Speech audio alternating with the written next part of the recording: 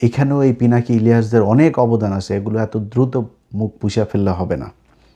যাই হোক, যদি এই অবস্থানে থাকে তাহলে বললাম যেটা সারা জীবন বিএনপির বিরুদ্ধেই থাকব।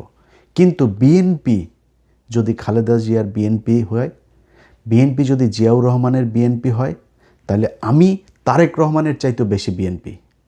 তো বড় দরকার নাই, রিয়েল মানবরা এসে তারপরে কমেন্ট কর, তারপরে হাহা রিয়েক্ট দে, এই কাদের কোন জায়গায় কারা জিতে যায় আমরা দেখতে চাই। তো আসলে বাস্তবে কি সেটা কিন্তু ওরা টের পেয়েছে যে আমরা যেই দিকে যাব সেই দিকে গেলে মানুষের জনমত, আজকে যেই জুলাই যোদ্ধা বলেন আর যত যোদ্ধাই বলেন, এই যে যোদ্ধাদেরকে সামনে রেখে 5-6 জন আজকে জাতীয় নেতা হয়ে গিয়েছে, এমনি হয় নাই। মুক্তিযোদ্ধা কারা ওইটা নিয়ে বিতর্কে নাই গেলেন। 30 লক্ষ মা আর 2 লক্ষ মা বোনের এই হিসাব আপনার গ্রামে গ্রামে আপনার পরিচিত লোকজনের দিয়া করেন, এই কথা বহুবার বলেছি। হিসাব করেন, হিসাব করলে সব হিসাব পাওয়া যায়। এক এক গ্রামের মধ্যে 45 জন করে মানুষ মারা যাওয়ার কথা, যদি 30 লক্ষ মানুষ মারা যায় বলেন কয়জন? এক এক গ্রামে 3 জন করে মহিলা ধর্ষণ হওয়ার কথা। আপনি আপনার আশপাশের লোকজন, আশপাশের গ্রাম 14 গোষ্ঠীর মধ্যে খোঁজ নিয়ে যদি জানতে পারেন পাকিস্তানি মিলিটারি কোনো নারীকে ধর্ষণ করেছে, প্রকাশ্যে আসা কান ধরে উঠবোস করব।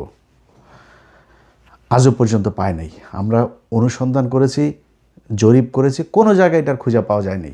মুক্তিযোদ্ধা মন্ত্রণালয় নিজে বলে 679 জন হইল গিয়া 523 জন, ঢাকা বিভাগে 69 জন, 523 জন নাকি ধর্ষিত হয়েছে। মুক্তিযোদ্ধা মন্ত্রণালয়ের ডাটা, সেই ডাটার কোনোটাই খুঁজে পায় না। আমরা পুরো ঢাকা বিভাগ নিয়ে কাজ করেছি। বিএনপির খালেদা জিয়া, জিয়াউর রহমানরা কী চেয়েছে?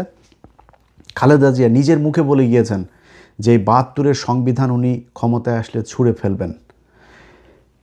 5th অ্যামেন্ডমেন্ট জিয়াউর রহমান করে গিয়েছেন 4th অ্যামেন্ডমেন্টের পরে। সেই শেখ মুজিবের বাকশাল থেকে শুরু করে পত্রপত্রিকার 4টা পত্রিকা ছাড়া সব পত্রিকা বাতিল করে দিয়ে একদলীয় যে শাসন ব্যবস্থা শেখ মুজিব করে গিয়েছিল, সেইটার বিপরীতে জিয়াউর রহমান 5th অ্যামেন্ডমেন্ট করে গিয়েছেন। বহুদলীয় গণতন্ত্রের প্রবক্তা। আমি সেই জিয়াউর রহমানের বিএনপি করি।